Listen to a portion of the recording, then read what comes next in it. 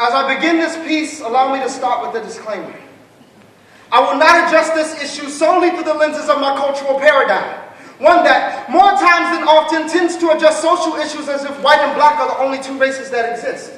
As if African Americans are the only people in history who have experienced oppression, and that racism, prejudice, and discrimination are the problems and not just symptoms of the disease. Wow. Brothers and sisters, I am obliged to be the prescribed prick in my people's pointer by passionately presenting my premise. And my premise is this. You see, I've noticed that when it comes to matters of social injustice, we so narrow-mindedly focus on skin color that our thoughts, words, and actions in response to the situations are more dangerously emotive than biblically directed.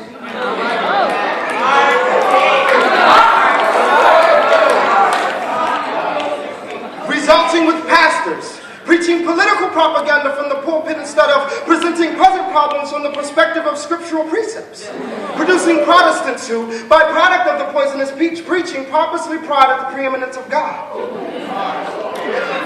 As if he owns the skeptic an audience. Beloved, what we haven't realized is that when we choose to depend on ourselves alone to fix matters such as racism, prejudice, discrimination, and police brutality, we're giving headache medicine to someone who has the flu, curing the symptom but not the sickness. And if we as Christians are to approach this issue, let us approach it biblically by understanding that the symptom is social injustice, but the sickness is sin.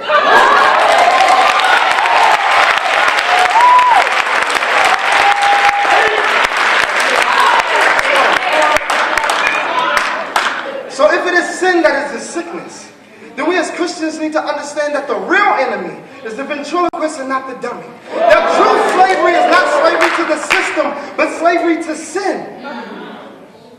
Wow. Yeah.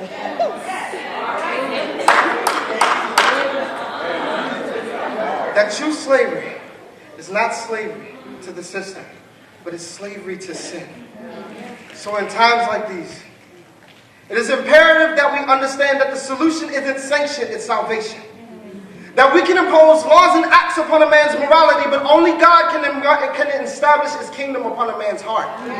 That we can tell a man that he is free, but only God can break the chains. That if it is sin that is the problem, then it is the gospel that must be proclaimed, because you can be free from social injustice and in your heart still be enslaved. Because it's beautiful to be black, but it's miraculous to be saved.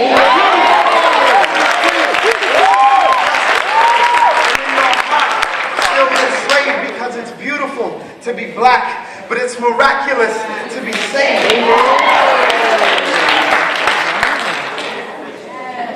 The root of social injustice says, there is enmity between you and I because I believe that my ways are better than yours.